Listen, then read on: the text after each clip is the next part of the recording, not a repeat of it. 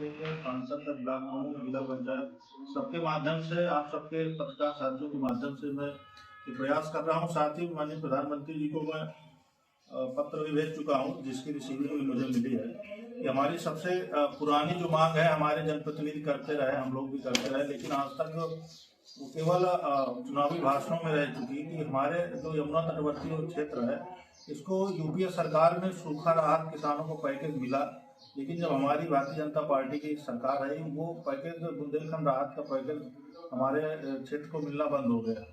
इसके लिए पूर्व केंद्रीय मंत्री आदरणीय साध्वी दीदी ने बहुत प्रयास किया कि इस जिले को बुंदेलखंड विशेष पैकेज मिले, लेकिन अभी तक ये नहीं मिल पाया। इसलिए मैं सभी से आग्रह करता हूं, अपने माननीय विधायकों से, कि इस प्रस्ताव को सदन में रखने का काम करें, जिससे हमारा जो आकांक्षी जनपद है उसके लोगों को वहाँ के विकास के लिए एक नींव मिलेगी और यहाँ के किसानों का सर्वांगीण विकास हो सकेगा। उसके बाद हमारे यमुना तटवर्ती क्षेत्र में एक भी राजकीय विश्वविद्यालय नहीं है। शिक्षा के लिए लगातार सरकार काम कर रही है, लेकिन कहाँ क्या कमी रह जा रही है कि एक भी राजकीय महाविद्यालय पूरे 240 किलोमीटर के यमुना तटवर्ती क्षेत्र है फतेहपुर में, जिसमें 3 विधानसभाएं आती है, अयासा, खागा और जहानाबाद, लेकिन इन तीनों में एक भी राजकीय महाविद्यालय नहीं है। जो भी प्राइवेट महाविद्यालय चलते हैं उनकी कक्षाएं भी नहीं चलती। तो हम शासन प्रशासन से आग्रह करते हैं कि हमारे जिले में राजकीय महाविद्यालय बनाया जाए। और पर्यावरण और जल के लेके पूरे विश्व में बहुत काम हो रहा है, क्योंकि जल की वजह से बहुत समस्या। जिला था, बांदा जिला था और कानपुर जिला था। आज कानपुर मंडल बन गया, झांसी मंडल बन गया, बांदा मंडल गया, लेकिन फतेहपुर जस का तस बना हुआ। तो हमारी ये शासन प्रशासन माननीय अपने जनप्रतिनिधियों के माध्यम से मांग है, हमारे विधायक ये मांग सदन में रखें कि फतेहपुर को धारा 115 के तहत सदन में मांग करें कि फतेहपुर को मंडल बनाया जाए, खागा तहसील को अलग जिला बनाया जाए अमर शहीद ठाकुर दरियाव सिंह नगर के नाम से। साथ में अपना जहानाबाद घाटमपुर को जोड़ते हुए घाटमपुर तहसील जहानाबाद ब्लॉक को एक अलग जिला बनाकर 3 जिलों का अलग से एक मंडल का गठन किया जाए, जिससे निश्चित तौर पर जो ये आकांक्षी जनपद है इसके विकास को नए रास्ते मिलेंगे।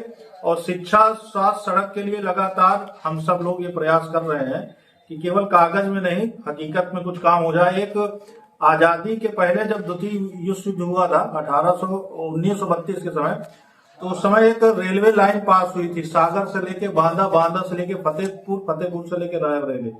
लेकिन देश आजाद हुआ, अंग्रेज चले गए और वो रेलवे लाइन का सर्वे भी हुआ, वो लाइन केवल कागजों में दब के रह गई। आजादी के बाद भी इन तीनों जिलों के रेलवे लाइन को जोड़ने का काम नहीं हो सका। समय समय पर चुनावी भाषण के रूप में हम इस रेलवे लाइन को सुनते रहे हैं। अगर ये रेलवे लाइन बन जाती तो चित्रकूट से लेके अयोध्या तक जाने के लिए बहुत ही शॉर्ट रास्ता हो जाएगा। और तीनों अलग अलग रेलवे लाइनें हैं, अगर इनको इस तरह से कनेक्ट कर दिया जाएगा, पूरे देश से लोगों को चित्रकूट धाम जाने के लिए, भगवान राम जन्मभूमि जाने के लिए एक आसान रास्ता बन जाएगा। तो आप सब पत्रकार साथियों के माध्यम से मैं ये बात जनप्रतिनिधियों के माध्यम से उठाना चाहता हूँ कि माननीय प्रधानमंत्री, मुख्यमंत्री के माध्यम से ये जो जनहित में कार्य है उनको करवाने की कृपा करें। इसलिए लगातार हम लोग प्रयासरत हैं। इस जिले का जो 200 स्थापना दिवस 10 नवंबर 2026 को मनाया जाना है, तब तक कुछ न कुछ हम लोग हासिल कर लें। लगातार हम लोग, अपनी सरकार है, हमारी सरकार है, तो हमारा प्रयास है कि हमारे जिले के लिए कुछ न कुछ विशेष कार्य हो जाए। मैं आप सबसे बार बार यही आग्रह करता हूँ, आप लोग पत्रकार साथियों की आवाज हमारे जनप्रतिनिधियों के कान तक पहुंचे और कुछ सार्थक प्रयास उनके द्वारा होंगे तो निश्चित तौर पर जो संकल्प और जो शपथ उन्होंने जनता की सेवा के लिए लिया है, तो कुछ उसके बदले में कुछ कर पाएंगे।